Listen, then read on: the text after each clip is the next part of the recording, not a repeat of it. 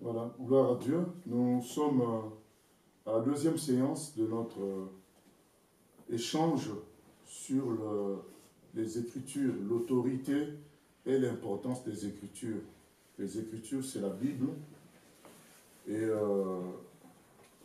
nous avions dit hier que Dieu qui a fait les cieux et la terre s'est extériorisé en parlant aux humains. Donc quand quelqu'un parle, il dit ses projets, il exprime ce qu'il est, il exprime sa volonté, il exprime sa nature et il exprime ce qu'il attend des autres. Voilà. Donc la parole, ça sert à tout ça.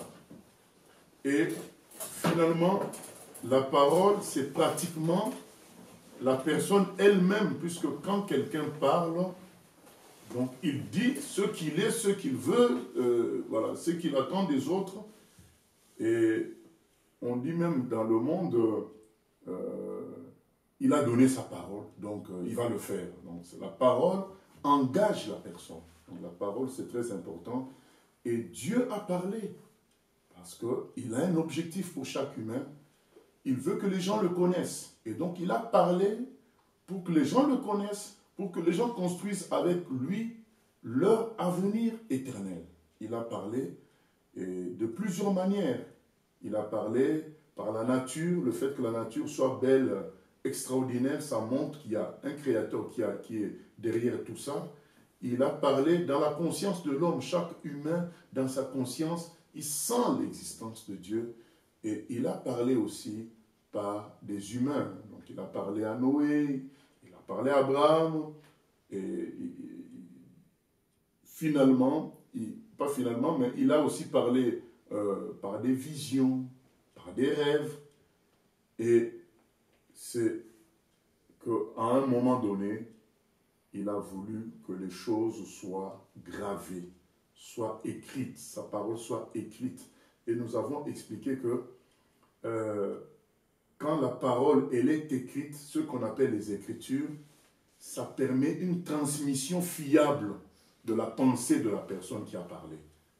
Donc les Écritures, c'est la parole qui a été écrite afin que la transmission soit fiable. Deuxièmement, afin qu'il y ait une solidité dans la relation. Quand quelque chose est fixé, donc il y a une solidité parce que les choses sont fixées. Alors qu'on peut parler, hein, on dit même, hein, dans le monde, les paroles s'envolent, les écrits restent. Donc, quand quelque chose est écrit, ça a beaucoup plus de solidité que quelque chose qui est parlé comme ça. Or, même si pour Dieu, qu'il parle, que ce soit écrit ou pas, ça a la même importance, mais au niveau du rapport humain, quelque chose d'écrit est beaucoup plus solide. Et nous avions dit aussi que la parole étant écrite, elle peut vraiment jouer le rôle d'arbitrage entre les hommes comme il faut, parce que si la parole n'est pas écrite, chacun va dire, moi j'ai entendu A, l'autre va dire, j'ai entendu B, C, mais qui va départager tout ça? C'est la confusion.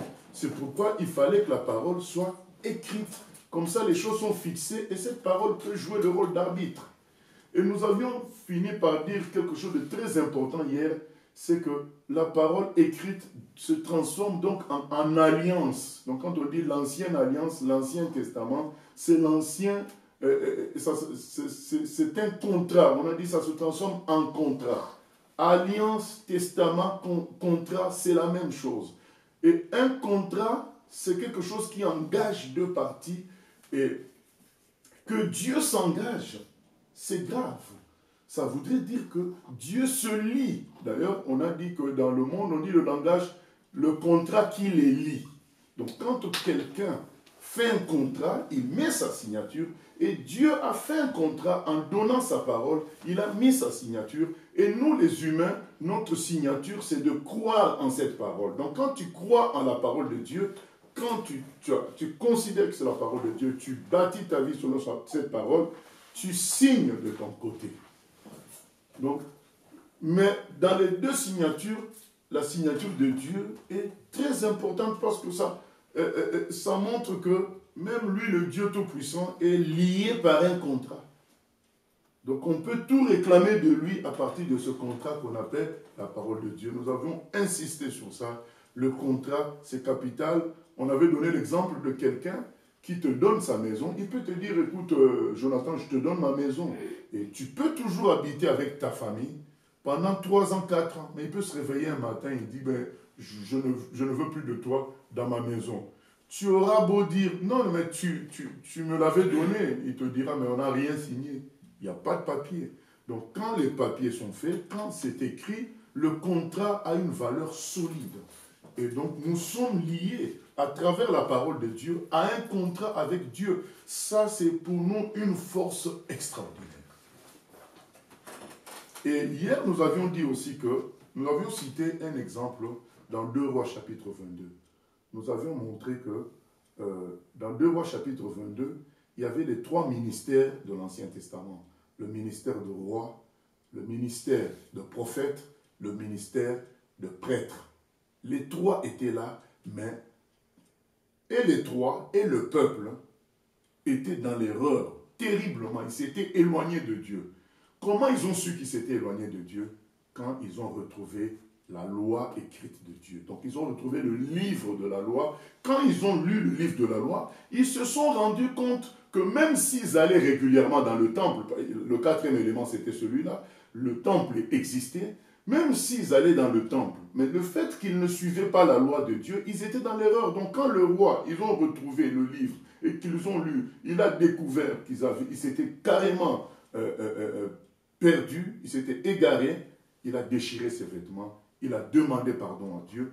Le livre de la loi a permis à tout le monde de se repentir, de revenir à Dieu. C'est pour montrer l'importance des Écritures. L'autorité, c'est-à-dire que c'est ça qui montre qui est Dieu exactement. C'est ça l'autorité.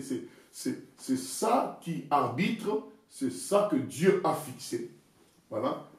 Et son importance, parce que sans ça, on ne peut pas servir Dieu comme il faut, même si on peut faire des activités. Donc ces gens-là faisaient des activités. Ils priaient, ils faisaient des choses, mais ils étaient complètement dans l'erreur parce qu'il leur manquait les Écritures. Les Écritures, c'est capital. Et dans la deuxième partie hier, nous avions montré comment la Bible a été construite, de sorte que nous puissions vraiment avoir confiance que c'est Dieu qui a construit le rassemblement des livres de la Bible pour être sa parole infaillible. Donc les Écritures, la Bible, c'est la parole de Dieu, donc nous pouvons disposer d'une manière infaillible. Voilà ce qu'a été la séance d'hier. Et aujourd'hui, nous allons parler de la supériorité des Écritures, de la Bible, sur les autres types d'expressions divines, d'expressions de révélation, on peut dire, les autres types de paroles. Parce qu'on l'a dit, Dieu peut parler de plusieurs manières. Mais il a fixé les choses par écrit, de sorte que ce soit le socle, l'autorité suprême en matière de foi et de doctrine. Voilà, nous allons commencer par prendre une anecdote. Ça se trouve, je crois que dans le livre de Matthieu. Vous savez, hier, on avait commencé par une histoire pour nous introduire. Et aujourd'hui également, nous commençons par une histoire pour nous montrer l'importance de la Bible, des Écritures de la Bible. Nous lisons Matthieu chapitre 2. Matthieu chapitre 2. Il est écrit ceci. Jésus étant né à Bethléem, en Judée, au temps du roi Hérode, voici les mages d'Orient arrivèrent à Jérusalem et dirent, « Où est le roi des Juifs qui vient de naître? Car nous avons vu son étoile en Orient et nous sommes venus pour l'adorer. » Le roi Hérode, ayant appris cela, fut troublé et tout Jérusalem avec lui. Il assembla tous les principaux sacrificateurs et les scribes du peuple, et il s'informa d'eux où devait naître le Christ. Ils lui dirent, à Bethléem, en Judée, car voici ce qui a été écrit par le prophète. Et toi, Bethléem, terre de Juda, tu n'es certes pas la moindre entre les principales villes de Juda, car de toi sortira un chef qui paîtra Israël, mon peuple. Alors Hérode fit appeler en secret les mages et s'enquit soigneusement auprès d'eux depuis combien de temps l'étoile brillait. Puis il les envoya à Bethléem en disant, allez et prenez des informations exactes sur le petit enfant. Quand vous l'aurez trouvé, faites-le moi savoir, afin que j'aille aussi moi-même l'adorer. Après avoir entendu le roi, ils partirent et voici l'étoile qu'ils avaient vue en Orient marcher devant eux jusqu'à ce qu'étant arrivée au-dessus du lieu où était le petit enfant, elle s'arrêta. Voilà, et nous connaissons la suite. Ils ont pu voir Jésus, ils l'ont adoré ce jour-là. Alors, qu'est-ce qu'on voit dans cette histoire? On voit des savants de l'Orient qui scrutaient le ciel et qui voient qu'il y a une étoile qui brille nouvellement, qu'ils n'avaient jamais vue, et qui se déplace carrément, qui semble les appeler. Ils reçoivent comme une sorte de révélation divine qu'il s'agit en réalité du roi des Juifs.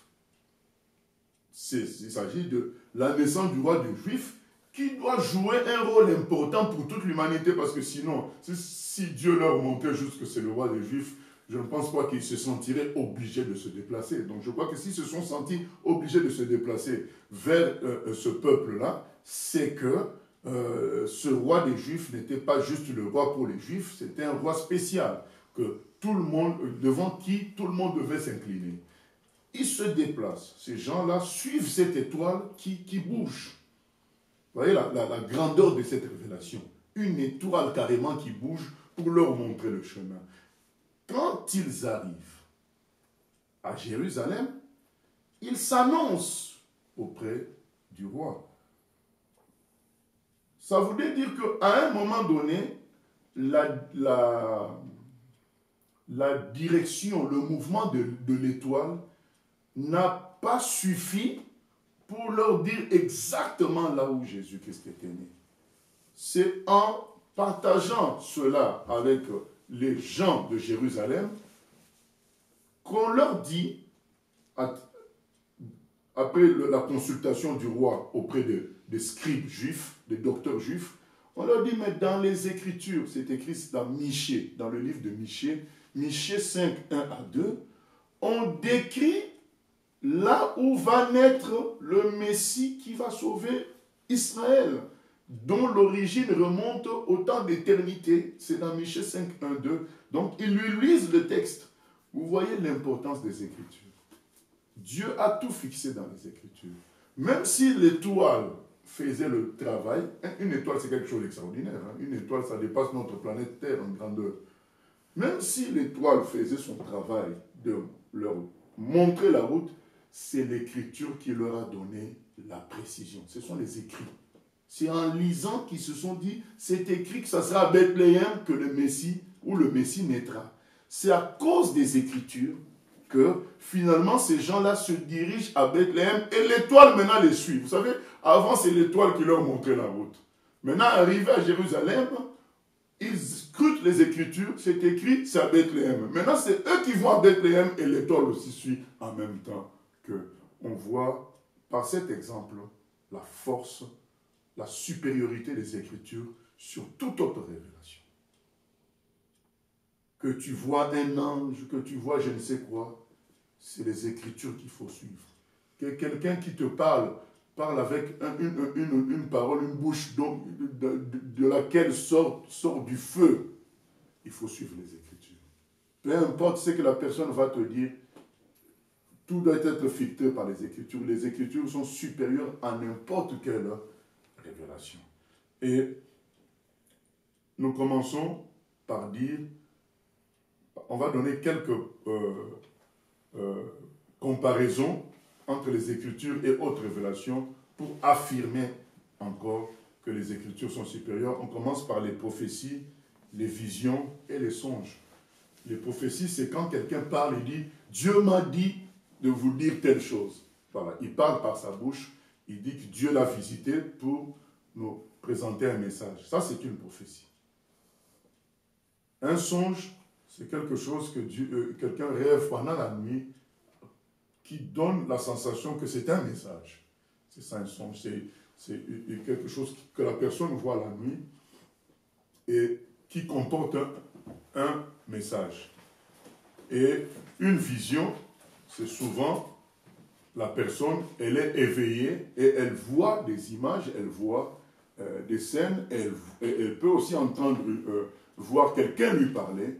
C'est une vision parce que la personne est éveillée. Voilà. On met tout ça dans le même groupe, prophétie, songe, vision. Tout ça, c'est inférieur à la parole, aux Écritures. Les Écritures, c'est Dieu lui-même qui a fixé les choses. Mais quand Dieu utilise, par exemple, moi, quand je vous parle comme ça, Dieu m'utilise, mais ce n'est pas supérieur aux Écritures. Donc, en m'écoutant, ce que je dis ne doit pas contredire les Écritures, ne doit pas nous amener dans une voie hors Écriture, sinon vous ne devez plus les considérer ce que je dis. Les Écritures sont au-dessus de tout, et il y a un verset clair qui nous est donné sur cela, c'est 1 Corinthiens 4, 6. Dans 1 Corinthiens 4, 6, n'écoutez pas quelqu'un qui va vous dire, mais maintenant Dieu aussi nous parle à nous, ce que nous disons a la même valeur que la Bible. Non. Ce qui est écrit, 1 Corinthiens 4, verset 6, ce qui est écrit a plus de valeur que n'importe quelle autre révélation. Ce qui est dans la Bible est plus important, a plus d'autorité et plus vrai que n'importe quelle autre révélation. 1 Corinthiens 4, 6. C'est l'apôtre qui parle. Il dit ceci, 1 Corinthiens 4, 6, « C'est à cause de vous, frères, que j'ai fait de ces choses une application à ma personne et à celle d'Apollos, afin que vous appreniez en nos personnes à ne pas aller au-delà de ce qui est écrit, et que nul de vous ne conçoive de l'orgueil en faveur de l'un contre l'autre. » Il dit, nous voulions que vous appreniez qu'il ne faut jamais aller au-delà de ce qui est écrit. Même si nous faisons de miracles, même si tout ce que nous faisons doit être soumis à ce qui est écrit. 1 Corinthiens 4, 6. Ça, c'est le passage principal. On a deux passages principaux aujourd'hui. Le premier, c'est 1 Corinthiens 4, 6. Et le deuxième, on le verra tout à l'heure, 1 Thessaloniciens 2, 13.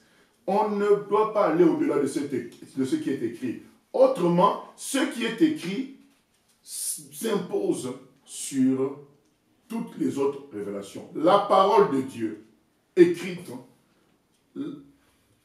c'est comme si c'est Dieu lui-même qui parle.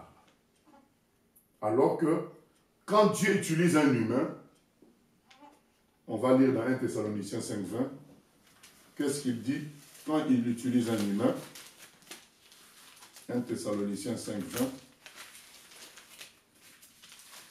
Il utilise un humain pour parler. 1 Thessaloniciens 5,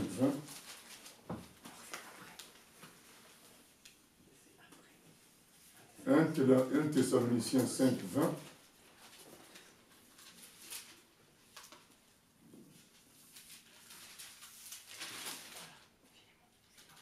Il dit ceci,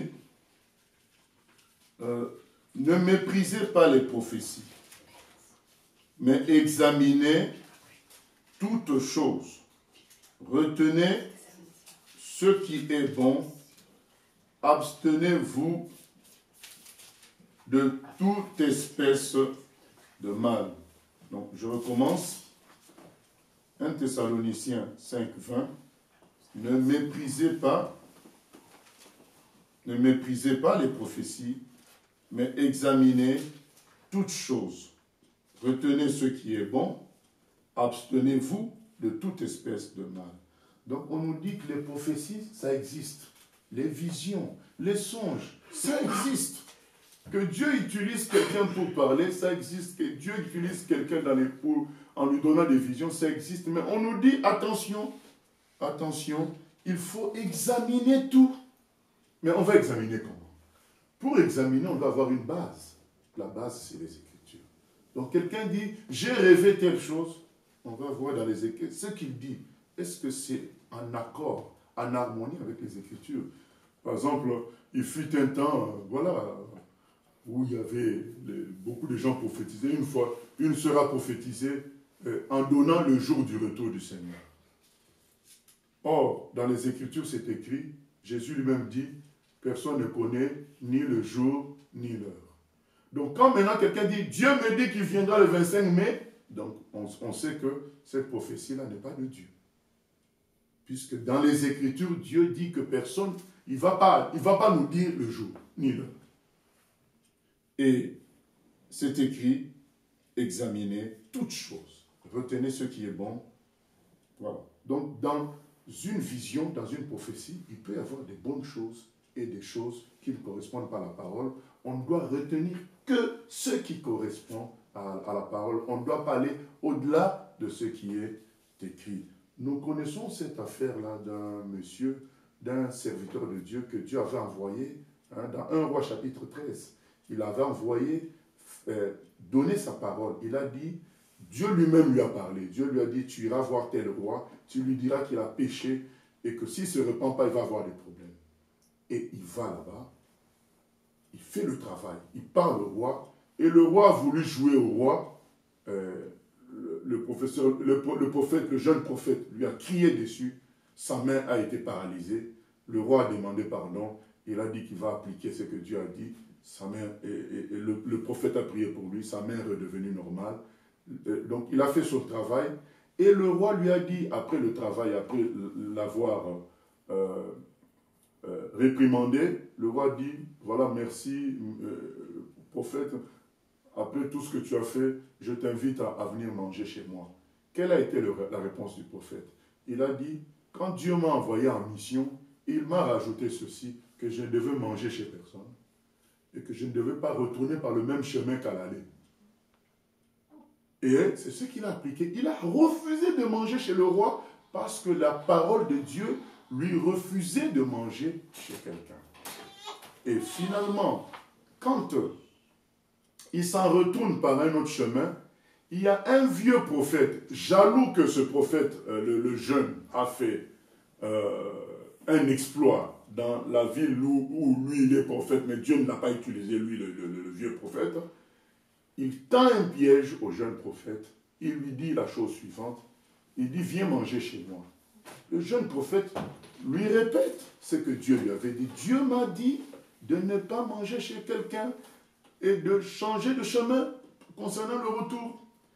Et le jeune, le vieux prophète lui dit, mais moi, c'est un ange qui m'est apparu. Il m'a dit que je t'invite. Lorsque le jeune prophète a entendu que c'est un ange qui a parlé, il a oublié que à lui, c'est Dieu qui avait parlé. Vous voyez? Donc, même si un ange nous parle, on ne doit pas changer, on ne doit pas suivre. Même si c'est un ange, quand c'est en désaccord avec les Écritures. Et ce jeune prophète a suivi le vieux prophète parce qu'on lui a dit c'est un ange qui m'est apparu. Et quand il a commencé à manger, Dieu maintenant va utiliser encore le faux prophète, cette fois-ci. Il va utiliser plutôt le faux prophète cette fois-ci pour parler au jeune prophète, pour lui dire, mais je t'avais donné l'ordre de ne pas manger chez quelqu'un. Et là, tu vas mourir sur le chemin de retour. C'est comme ça que cet homme, sur le chemin de retour, il se fait attaquer par un lion, il meurt. Le lion ne le mange même pas, donc c'était juste la punition de Dieu. C'est un exemple pour nous montrer qu'entre la parole de Dieu et la parole d'un homme, ou prétendument la parole d'un ange, on doit suivre la parole de Dieu. On doit suivre les Écritures. Même Paul répète cela dans Galates 1. Dans Galates 1,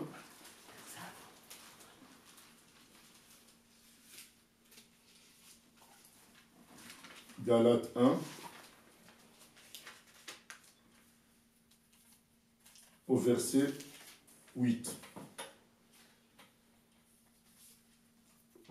du verset 8 au verset 9. Galates 1, verset 8 au verset 9. Mais quand nous-mêmes, quand un ange du ciel annoncerait un autre évangile que celui que nous vous avons prêché, qu'il soit anathème, donc qu'il soit maudit. Nous l'avons dit précédemment, et je le répète à cette heure, si quelqu'un vous annonce un autre évangile que celui que vous avez reçu, qu'il soit anathème. Donc l'apôtre Paul le dit encore, ce qui a été dit et qui finalement a été écrit, lorsque quelqu'un, même si c'est un ange, même si c'est eux-mêmes qui viennent changer, qu'on ne les écoute pas. Il faut se contenter de ce que Dieu a fixé une fois pour toutes. La parole de Dieu, les Écritures, ça c'était le 1, le 2, les Écritures sont supérieures aux livres et aux pensées chrétiennes des humains. C'est-à-dire, moi, je peux faire une phrase de sagesse. Je donne une phrase de sagesse. Cette phrase de sagesse, elle est inférieure. Du moins, si elle n'est pas dans la Bible, elle ne dépasse pas la Bible. Elle doit être jugée en fonction des Écritures. Les Écritures sont au-dessus donc des livres qu'écrivent les pasteurs, qu'écrivent les évangélistes, qu'écrivent les chrétiens. Les Écritures sont au-dessus de ça. Donc même si un livre semble puissant, semble bon à lire, semble dire des choses bonnes, on doit vérifier tout cela, filtrer tout ça à la lumière des Écritures, à la lumière de la Bible. C'est au-dessus de tout cela. Et troisième point, les Écritures sont au-dessus des déductions, c'est-à-dire des raisonnements que la déduction, c'est qu'on prend des éléments, on introduit ça dans notre intelligence et on fait une conclusion. Voilà. Tu prends un élément à gauche, un élément à droite, tu mets dans ton intelligence, tu en ressors une conclusion. Les déductions, elles peuvent être bonnes, mais elles ne doivent pas prendre le dessus sur ce qui est écrit. Par exemple, il y a des gens qui disent Jésus est Dieu, et puisque Marie l'a mise au monde, donc Marie est mère de Dieu. Voilà, ça c'est un exemple de déduction. Mais ce n'est pas ce qui est écrit. Vous pouvez lire la Bible pendant 50 ans, vous ne verrez jamais un endroit où c'est écrit que Marie est la mère de Dieu. Les déductions peuvent manquer d'éléments. L'élément qui manque dans le raisonnement que je viens de faire, c'est quel est l'élément? C'est que Marie n'a pas porté Jésus-Christ. Quand il est Dieu, avant toute chose, elle a porté l'humanité de Jésus. C'est quand Jésus, qui est Dieu, qui existe avant Marie, qui a créé même Marie, quand il décide de venir en homme, il prend la forme d'un homme dans le ventre de Marie. Donc Marie a porté l'humanité de Jésus, parce que Jésus est 100% humain, 100% de Dieu, 100% Dieu. Elle a porté l'humanité de Jésus. Donc elle est la mère de Jésus, homme, pas la mère de Jésus, Dieu, puisque Jésus, Dieu l'a créé. Vous voyez, donc même si on suit le jeu de déduction, on se retrouve à dire que Marie est la mère de Dieu. Ça, c'est le jeu de déduction, c'est le raisonnement humain. Il faut que ce qu'on dise sur Dieu soit fondamentalement pris dans les Écritures, pas par déduction. Nous parlons de quelqu'un qu'on n'a pas vu. Donc on n'a pas à utiliser les déductions, on doit utiliser ce que lui-même dit de lui-même. Donc c'est les Écritures, c'est sa parole. La parole, c'est l'expression de la personne, elle s'extériorise et Dieu a fixé les choses dans les Écritures. Un exemple encore de déduction, les gens disent, mais un chrétien ne peut pas être habité par un démon. Mais c'est beau quand on entend comme ça, mais le problème, c'est que quand on examine la Bible, dans la Bible, on ne voit nulle part cette phrase-là que je viens de vous citer. qu'un chrétien ne peut pas être habité par un démon. Ça n'existe pas, cette phrase. Mais c'est une déduction. Les gens, quel est leur raisonnement? Puisque le chrétien a le Saint-Esprit, le Saint-Esprit ne peut pas cohabiter avec un autre esprit, un esprit mauvais, dans le même endroit. Mais ce qu'ils oublient, voilà, c'est que, ça, ce n'est pas écrit que un chrétien ne peut pas être habité par un démon. Ce n'est pas non plus écrit que le Saint-Esprit ne peut pas aller là où il y a les mauvais esprits. Ce n'est pas écrit non plus. Parce qu'on sait que Dieu, il remplit tout l'univers. Donc forcément, dans sa capacité, il peut aller n'importe où. Il peut aller là où même il y a un démon. Donc voilà, donc tout ça n'est pas écrit. Donc ce qui est écrit, c'est que Dieu nous a donné l'ordre de chasser les démons. Dans Marc 16, 17, il dit, voici les miracles qui accompagneront ceux qui auront cru. En mon nom, ils chasseront les démons. Il n'a pas dit, vous chasserez les démons que chez les païens. Il a dit, vous chasserez les démons. Donc là où nous voyons un démon, au lieu d'entrer dans le débat, est-ce que c'est un chrétien ou pas? Est-ce qu'il peut être... Non. Si Dieu nous pousse à chasser, on chasse l'esprit. On ne va pas entrer dans un débat qui n'est pas dans la Bible. Ça, c'est le jeu de déduction.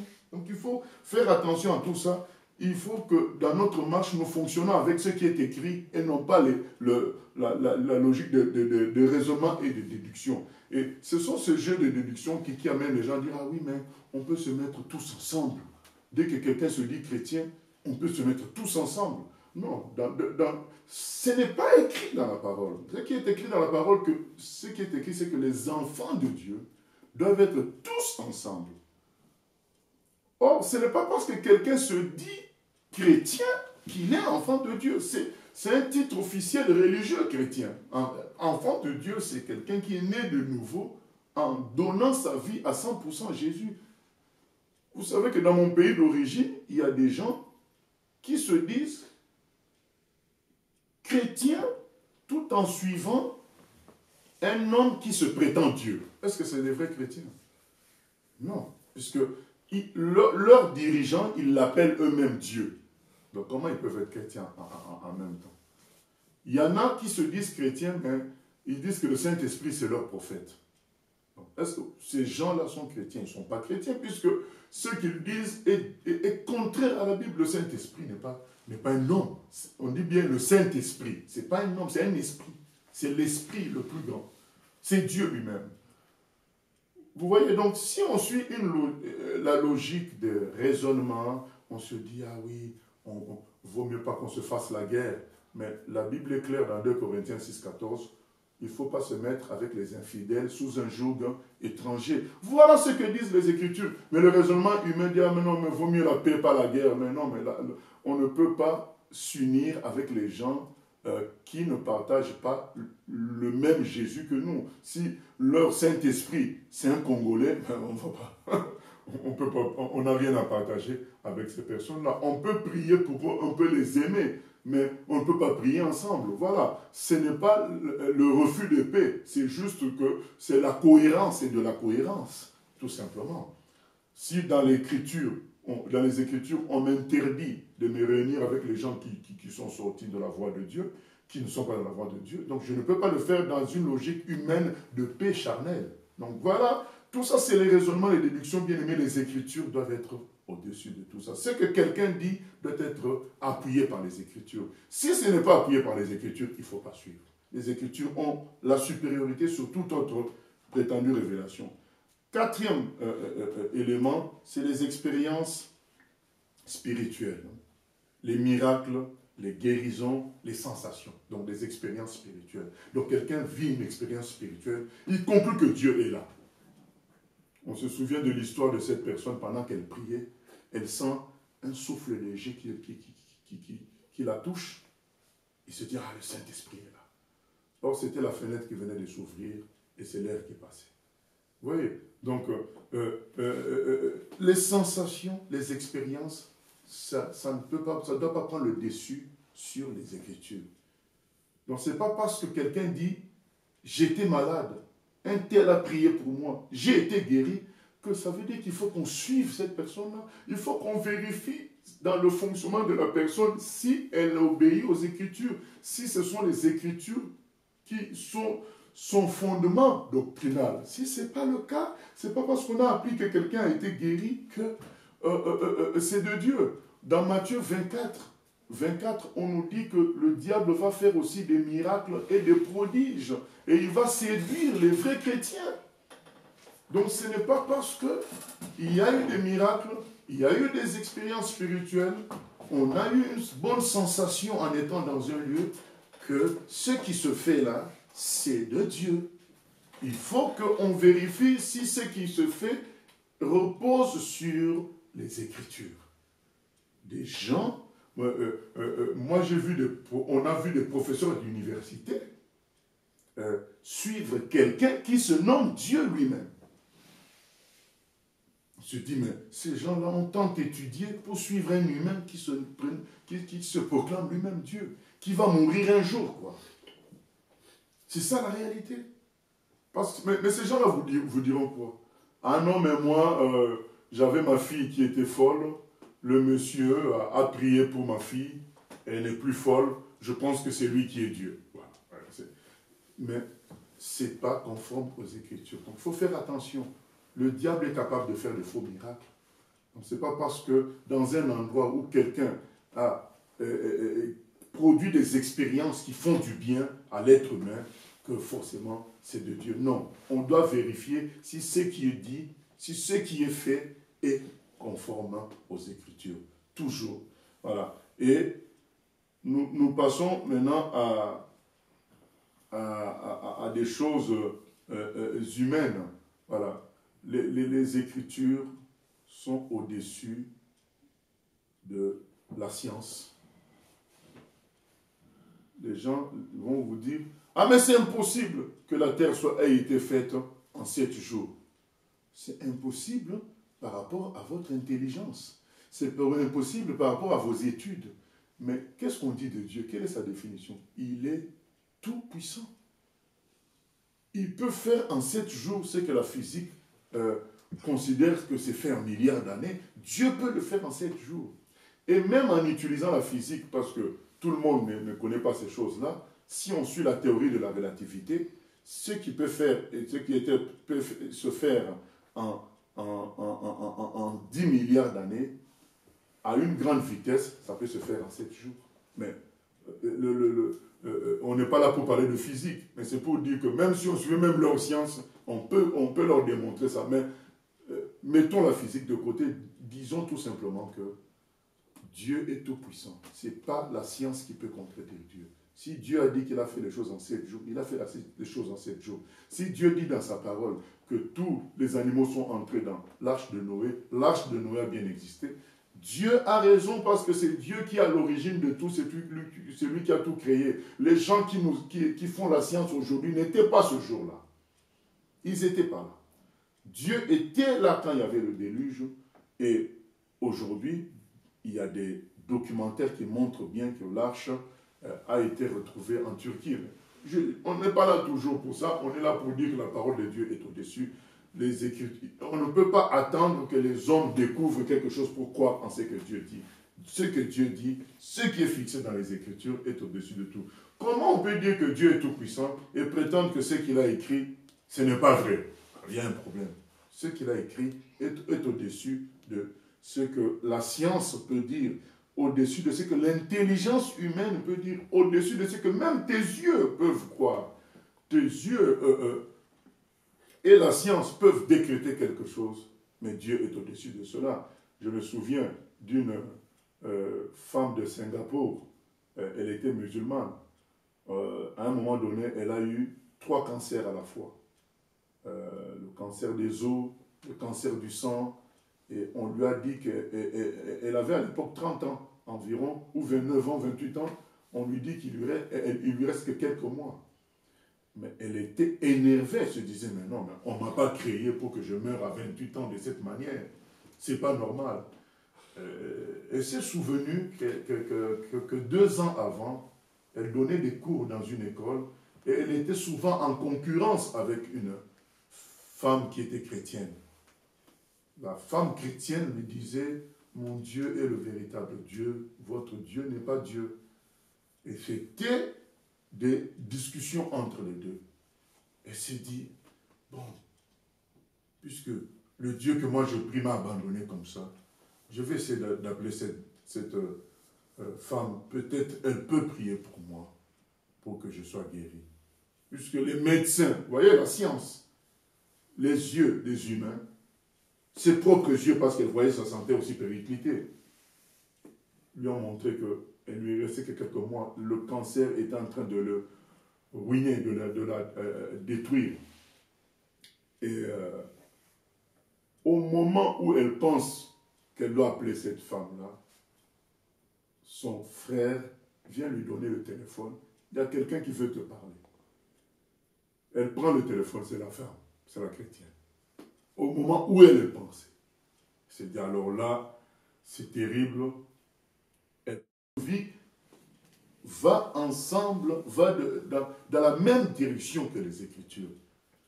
Donc quelqu'un peut vous dire tout ce qu'il veut. S'il ne suit pas les Écritures, il a beau être millionnaire, il veut être milliardaire, ce n'est pas ça qui compte. Dans les Écritures, nous avons l'exemple d'un monsieur dans Luc chapitre 16 qui était très riche et lorsqu'il est mort, il s'est retrouvé en enfer. Et celui qui était pauvre, lorsqu'il est mort, il s'est retrouvé au paradis. Que personne ne vous trompe par sa réussite visible pour dire Dieu est avec moi. Les Écritures sont au-dessus de tout. Et nous allons clôturer avec 1 Thessaloniciens 2,13 qui nous dit ceci. 1 Thessaloniciens 2,13.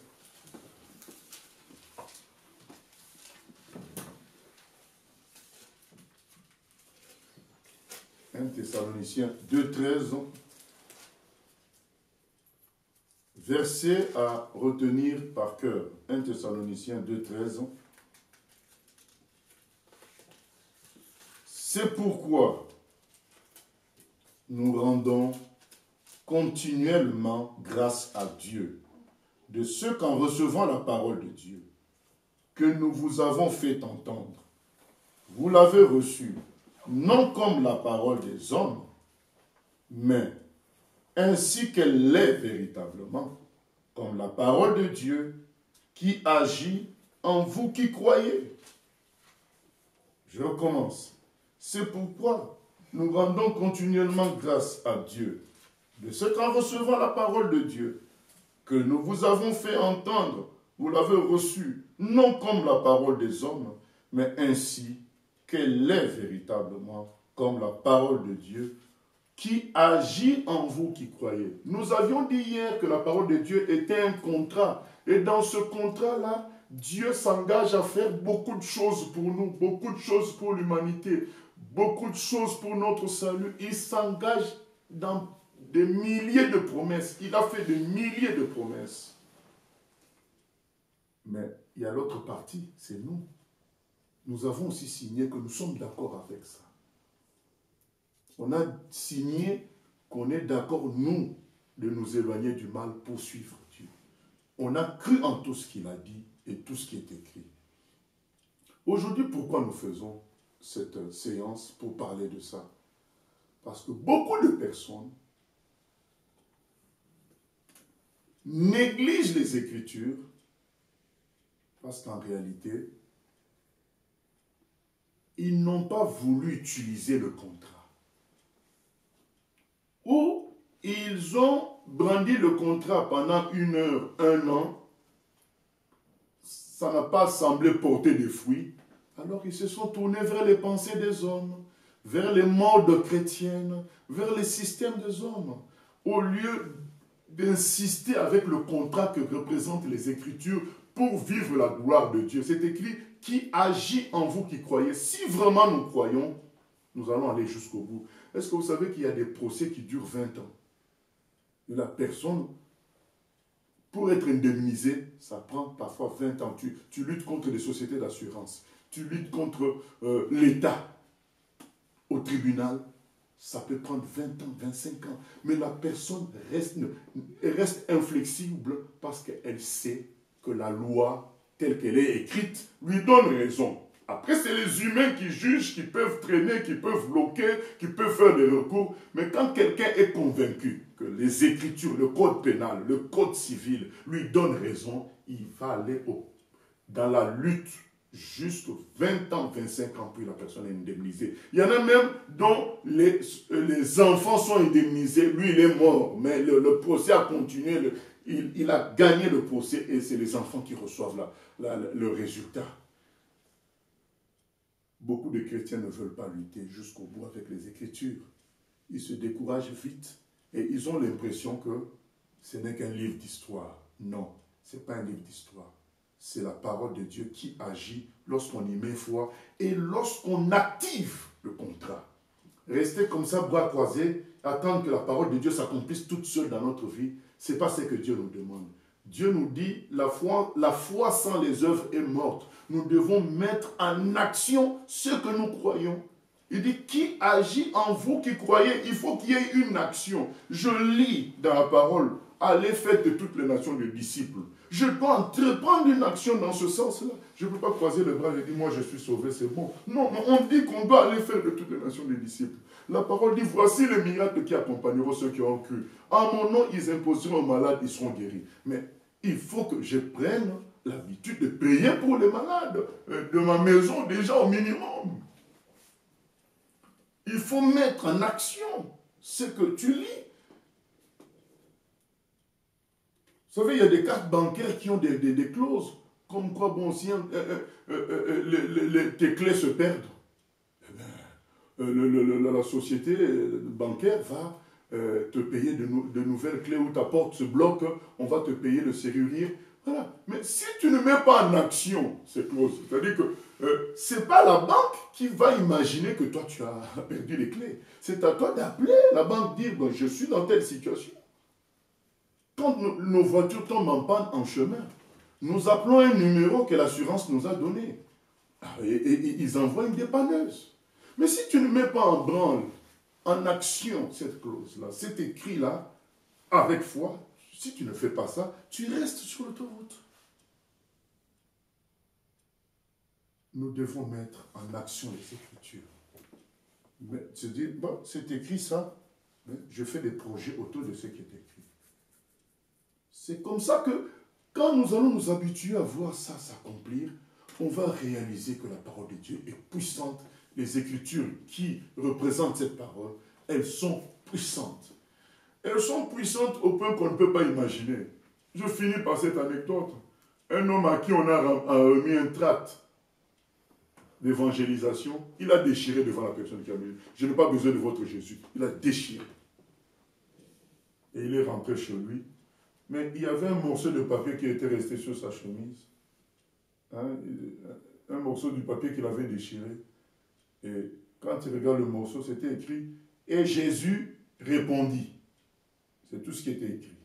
Ça, c'est les Écritures. Et Jésus répondit. Cet homme s'est dit, mais il a répondu quoi? Mais après, il regarde encore. Et Jésus répondit, mais il a répondu quoi? Et petit à petit, il a répondu quoi? Voilà, la température baisse. Mais qu'est-ce qu'il a dit? Là, de l'orgueil, on passe à la curiosité. Et 2 Timothée 3,16 nous dit quoi? L'écriture est inspirée de Dieu. Inspirée en grec, ça veut dire rempli